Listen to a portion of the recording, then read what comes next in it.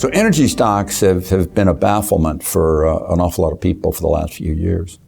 When 2022 got going and the bear market of 2022, moderate bear market though it was, got going, an awful lot of people expected, and they were right, that energy stocks would do well. Partly that was the notion that energy is more stable than the growth stocks are. Partly that was the notion that the energy is driven by the big vertically integrated globals. That's most of the market cap.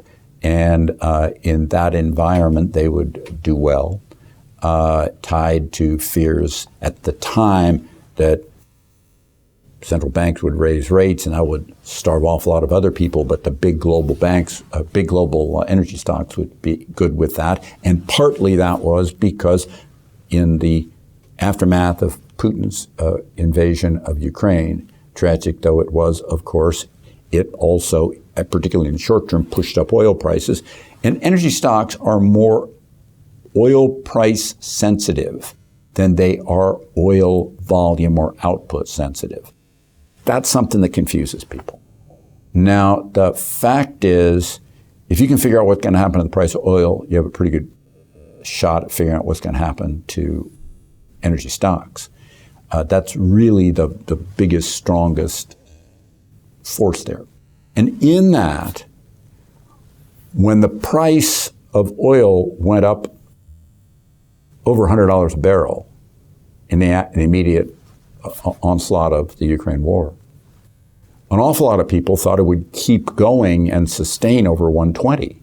And that high oil price, over $100, with the notion of it sustaining, made the energy stocks in 2022 do great. But then the energy bulls missed that the immediate effect of that, of course, the high oil price, is to make the oil producers produce more energy.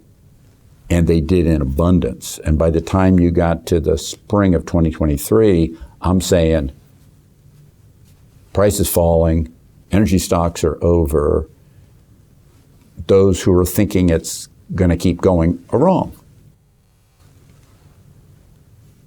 They did think it was going to keep going, and they were wrong. When you look at global energy stocks in 2023, they're basically flat, while the world market, depending on whether you want to look at all local currencies averaged or whether you want to look at global currency, was up mid-20s. Now, the fact is, coming into 24, most people have remained bearish on energy, while we've come to a different circumstance. Energy prices, with all that extra capacity that came on, have come down. And as the prices come down, have been range bound between the high 70s and 90. The energy producers have stopped drilling. They're completing wells that they'd already started, but the new well count has gone through the floor in terms of trying to start new wells. And as you look at drilling activity, there's roughly a 6-month lag between when they get that going and when the actual output increases. And so you can see ahead, energy output is going to fall. Meanwhile, energy demand is stronger than people anticipate because global GDP overall has been stronger than people thought it was a year ago or would be a year ago, and continues to be relatively strong, particularly outside of America now, where it was weaker before.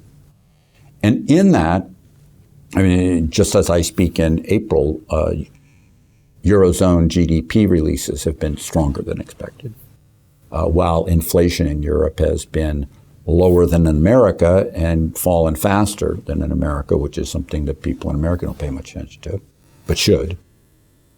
And with that stronger demand for energy at a time that the increase in output is shrinking to the point of almost non-existence soon, the price of oil will go up. With the price of oil going up, the energy stocks will go up, and that's my forecast for energy stocks for the remainder of the year. It will be the part of the value universe that leads the charge as 2024 progresses and become a market leader, whereas it was a market laggard.